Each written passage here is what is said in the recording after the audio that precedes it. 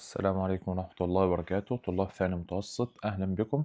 اليوم راح نحل مع بعض اختبار منتصف الفصل السادس صفحة 37 في الكتاب. تعال نبدأ مع السؤال الأول. السؤال الأول بيقول لي نظم البيانات أدناه في جدول باستعمال الفئات اللي هي 60 لين 69 وكل الفئات من 90 لين 99. ما الفئة التي تتضمن أكبر عدد؟ بداية كده أنا عايز أعمل إيه؟ عايز أعمل جدول. تعال نعمل الجدول مع بعض. بيتكون من 3 خانات. أنا هاعمل 3 خانات. الخانة الأولى اسمها خانة الفئات، الخانة الثانية الإشارات، والخانة الأخيرة اللي هي التكرار. يبقى الأولى دي اسمها الفئات، تمام. الثانية اسمها الإشارات اللي هي بيكون فيها الشخطات ديت، والأخيرة اسمها التكرار. تعال نبدأ نحلهم بقى. نكتب الأول الفترات اللي هو أعطاني. لو هو ما أعطاني الفترات أقدر أجيبها بالطريقة اللي احنا كنا حليناها في درس المدرجات التكرارية. تعال نكتب الفترات. أدي 60 لين 69، وبعدين 70 لين 79، ومن 80 لين 89، ومن 90 لين 99. وأبدأ أجيب فترة فترة. من 60 ل69 في أدي 66 و66، مفيش غير 2 بس. أدي شرطتين في الإشارات، وأكتب 2 أرقام في التكرار. من 70 ل79 أدي واحدة، أدي 2 3، مفيش تاني 70، يبقى أدي 1 2 3، أكتب 3. 80 ل89 نشوف، أدي واحدة، وأدي الثانية ما في شي ثاني، أدي 1 أدي 2. ومن 90 ل99 أدي 1 2 3 4 5، هاكتب 5 شرطات كده 4، والخمسة تكون عليهم الكل، واكتب ال5. كده أصبح إيه؟ عملت الفئات اللي عملت الجدول اللي هو قال لي عليه. بيقول ما الفئة التي تتضمن أكبر عدد من العمال؟ يبقى أكبر فئة اللي هي مين؟ من 90 ل99. يبقى أكبر واحدة من 90 ل99 هي أكبر فئة. أكبر فئة. يلا السؤال اللي بعده. بيقول لي استعمل المدرج التكراري أدنى للإجابة عن الأسئلة من 2 ل 4. سؤال 2 بيقول كم شخصا بدأوا وظائفهم عندما كانت أعمارهم من 20 إلى أقل من 90. من 20 يبقى الفترة ديت، وأقل من 90 يعني الفترة دي من 25 ل90، ودي قصدي 29 معلش. من 20 ل24، ومن 25 ل29. هشوف ديت بكام؟ دي ب12، ودي بكام؟ دي ب6. أجمعهم هقول 12 زائد ال6 بكام؟ ب18. يلا السؤال اللي بعده. بيقول لي وفقا لهذا المدرج التكراري ما العمر الأكثر إمكانية الذي يبدأ عنده الموظفون أو العمل لهم؟ دي أكثر واحدة صح؟ عددهم كام؟ 12، يبقى هي دي أكثر واحدة، يبقى أكتب الفترة إيه؟ فبيقول لي عايزين العمر، يبقى أكتب من 20 لين 24. بيقول مثل هذه البيانات بالقطاعات الدائرية. طبعا عشان أعمل القطاعات الدائرية محتاج إن أنا رقم واحد أجيب الزاوية بتاعت حق كل قطاع، وبعدين أبدأ إيه؟ أرسم الرسمة بتاعتي. الدايرة كاملة نتذكر مع بعض كانت ب360 درجة، فأنا عايز أجيب كل واحدة. تعال نعرف الأول عدد كل واحدة كام. هنا ديت 5، وديت 12، ودي 6، ودي 5. من وين جت يا أستاذ؟ من هنا. كل واحدة شوفها هتلاقي مقابل ليها. دي 6، ديت 5 ما بين ال4 وال5 وهكذا. فتعالى نبدأ نجيب زاوية كل واحدة فيهم. هنجيب كل واحدة. هقول من 15، من 15 لين 19، دي هتساوي 5 قسمة الكل مجموعهم كلهم كام؟ 28. اجمع كل دول تلاقيهم 28 ضرب الدايرة كاملة بكام؟ ب360. الدايرة كاملة ب360. هطبق الكلام ده على باقي الايه؟ باقي القطاعات. يعني القطاع اللي بعده كتبته كله تمام، كل واحد بالعدد بتاعه، قسمة الكل ضرب 360. يلا بقى بينا نحسبهم. ممكن نضرب الأول وبعدين نبسط، مفيش أي مشكلة، ولكن عشان توفير الوقت هجيب أنا الإجابة على طول. دي كلها ضرب وقسمة بس. تعالى الأولى هتطلع جبتهم كلهم تمام، حسبتهم كلهم بس توفيرا للوقت. وهبدأ أرسم عندي الإيه؟ الدايرة، وأبدأ أقسم عندي. طبعا أنا هستخدم الفرجار في رسم الدايرة. أدي الدايرة تمام. أنت بالنسبة لك هترسم إيه؟ بالفرجار ماشي. هتيجي في المركز وتحط نقطة، وتبدأ بالمسطرة أو بالمنجلة تبدأ تعمل إيه؟ هتعمل أول خط كده، وبعد كده نبدأ نحسب بالمنجلة. أنا هعمل بالتقريب لأن ما عندي منجلة، ولكن أنت هتعمل بالمنجلة. هتحط المنجلة هنا زي ما اتعلمنا في درس القطاعات الدائرية، وتبدأ تحسب أدي 64 تقريبا، دي 64.3، واكتب هنا 15 لين 19، واللي بعدها 154 تقريبا كده، ادي 154.3 ديت من 20 لين 24، وبعدين من 25 ل29 تقريبا 77، يعني تقريبا كده نعتبر بالتقريب، طبعا هي أكبر من كده ولكن بالتقريب. دي من 25 ل29، وبعدين آخر واحدة اللي 64.3 دي من 30 لين 34. كده خلصنا سؤال 2 و3 و4. تعال ندخل لسؤال 5. بيقول اختيار من متعدد أي جملة مما يأتي ليست صحيحة، يعني أنا عايز الإجابة الخطأ وفقا للقطاعات الدائرية أدنى.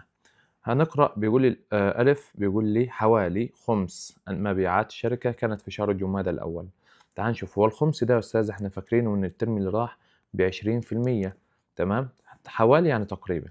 هل جمادى الأول تقريبا ب20؟ يا أستاذ تقريبا ب20، هي 18 يعني تقريبا ب20، يبقى الإجابة دي صح، فما راح نختارها لأنه بيقول لي ليست صحيحة، احنا عايزين الإجابة ليست صحيحة.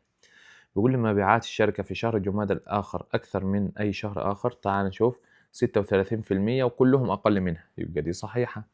جيم، باعت الشركة العدد نفسه من السيارات في كل من شهري رجب وشعبان. فعلا رجب وشعبان نفس بعض، 23% و 23%، يبقى الإجابة د. ولكن تعال نتأكد. بيقول لي نصف مبيعات الشركة كانت في شهر رجب. هل رجب النصف؟ لا، خطأ، يبقى الإجابة هتكون د. تعال لسؤال 6. سؤال 6 و7 نفس الفكرة. سؤال 6 بيقول أوجد كل من المتوسط والوسيط والمنوال والمدى لكل مجموعة من البيانات مقاربا بالجواب إلى أقرب جزء من 10 إذا لزم الأمر. سؤال 6 بيقول عدد النقاط التي حصل عليها سعود في مسابقة ثقافية 4.5. طبعا ده 4.5، لا أحد يقول 5 و4، الفاصلة الفوق هي دي اللي بتفصل ما بينهم، إنما اللي تحت ديت هي العدد العشري اللي هي الفصل العشري أو العلامة العشرية. تمام، ادي اهو انا بكبرها بس عشان الناس تاخد بالها منها. عايزين نجيب المتوسط. كنا كيف بنجيب المتوسط؟ صح، المتوسط اللي هو بيساوي مجموع القيم قسمة عدده. تعال نجمعهم بطريقة، خليك ذكي شوية وانت بتجمع. هتاخد ال4.5 مع ال5.5 دي ب10، تمام، وال5.75 مع 6.25 ده 12، يبقى ده 10 وادي 12، وبعدين 5 و6 11، يجمعهم هيطلع 33. قسمة عددهم كام يا أستاذ؟ تعال نعدهم. ادي 1، ادي 2، ده كده 1 2 3 4 5 6، اقسم على 6، 33 قسمة ال6. لو قلنا 30 قسم ال6 فيها ال5، وال3 قسم ال6 فيها النص، يعني فيها 5.5 اللي هي 5.5. كده جبنا المتوسط. تعال نجيب مع بعض الايه؟ الوسيط. الوسيط سهل ما فيهوش اي مشكلة. الوسيط رتب القيم وخد اللي في النص. تعال نرتب القيم. ثواني امسح ده كده، ثواني. الوسيط يا أستاذ رتب أصغر شيء اللي هو ال4.5، بعدين ال5.5، أو معلش 5، وبعدين 5.5، وبعدين بعد 5.5 أدي ال4.5 خلاص، فين ال5؟ أدي ال5 خلاص، وال5.5، 5.75 ماشي، وبعدين 6، وبعدين 6 25. تمام، أدي واحدة تروح مع واحدة عشان نجيب الوسيط، والتانية مع التانية، هيتبقى دول مع بعض. اجمعهم وخد نصهم طالما عددين، يبقى الوسيط هيساوي 5.5 زائد 5.75 قسمة الاتنين، تقريبا هتطلع لأنه بيقول لي أقرب جزء من 10، تقريبا هتطلع 5.6. 5.6. كده جبنا الوسيط. تعال نجيب المنوال. المنوال ما في منوال. ليه؟ ليه لا يوجد؟ لأن ما فيش أي شيء مكرر. لا أحد يقول لي ال5 يا أستاذ، ما فيش هنا 5 غير واحدة بس، يعني هنا دي 5. ثواني، دي تعتبر 4.5 ماشي، مو 5، وهنا دي 5.75، دي 5، وديت 5.5، فكل واحدة فيهم مختلفة عن التانية، فلا يوجد منوال. المدى هاخد أكبر قيمة اللي هي 6.25 ناقص أكبر قيمة، أو معلش ناقص أصغر قيمة اللي هي 4.5، تطلع تقريبا هحط هنا صفر واطرح عادي، كأن ما فيش فاصلة وبعدين نحط الفاصلة 1.75. سؤال 7 نفس الفكرة. السؤال نفس برضه، عايزين برضه نجيب المتوسط والوسيط والمنوال وهكذا. تعال نجيب المتوسط، احنا لسه واخدينها فوق. المتوسط بيساوي ايه؟ مجموع القيم قسمة عددهم، اجمعهم كلهم هيطلع تقريبا 190 على عددهم 7. ده تقريبا هيطلع يا أستاذ معانا تقريبا 190 ما تقسم على 7، ولكن 140 تقسم ونحط كمان 49. فال140 قسمة السبعة فيها ال20، والسبعة قسمة السبعة فيها السبعة، يبقى 27، وهيتبقى 1 على 7، يعني 27 تقريبا و1/10. جبنا المتوسط، تعال نجيب الإيش؟ تعال نجيب الوسيط. يلا الوسيط طالما عدد فردي يبقى يطلع واحدة بس. تعال نرتب من الصغير للكبير. 17 ماشي خلاص، بعدين 22، وبعدين 25، وبعدين 33، بعدين 35، وبعدين 41. الواحدة مع واحدة، التانية مع التانية، والثالثة مع الثالثة، يتبقى ال25. يبقى الوسيط عندي بكام؟ ب25. يلا بينا نجيب المنوال. المنوال صح ممتاز، اللي هو كام؟ 17. أكثر شيء مكرر عندي كام؟ ال17. طب المدى، يلا اطرح أكبر قيمة ناقص أصغر قيمة. 41 ناقص 17، اطرح. أيوة، تطلع تقريبا الواحد ناقص 7 ما تيجي هتبقى 11، ودي 3. ماشي، 11 ناقص 7 4، 3 ناقص الواحد ب2، يعني المدى هيكون 24. يلا آخر مثال في الاختبار. بيقول لي اختيار من متعدد، كانت درجات 29 طالبا في مادة الرياضيات كما يلي. أعطاني أي قيم، بيقول أي مقاييس الآتية يظهر أكثر من غيره أن درجات الطلاب أعلى. تعال نجيب كل شيء فيها، ماشي، ونشوف يا أستاذ.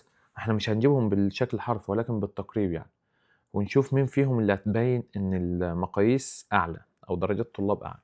تعال نشوف المنوال. أكثر شيء مكرر يا أستاذ، أنا لو بصيت بتركيز شوية هلاقي إن ال87 مكررة كثير كثير جدا. برضه تعال نشوف تقريبا في تاني ولكن أنا مش واضح بالنسبة لي. فال87 تقريبا مكررة كثير. لو بصيت على أي عدد تاني ما راح تلاقيه مكرر مثله. فالمنوال تقريبا ب87، مبين إن درجات الطلاب 87. الوسيط لو جينا رتبنا واخدنا اللي في النص، احنا بدأنا من 45 لين 100. تمام، لو جينا نرتب تقريبا في الوسط هيجي في 70 أو حاجة و70، فالوسيط مش هتيجي. المتوسط برضو مجموع القيم قسمة عددهم هتروح، برضو هيكون أقرب للي هو يكون عددهم أقل من 85. والمدى أكبر قيمة اللي هو 100 ناقص 45 ده ب55، فيكون المنوال هي الإجابة الصحيحة.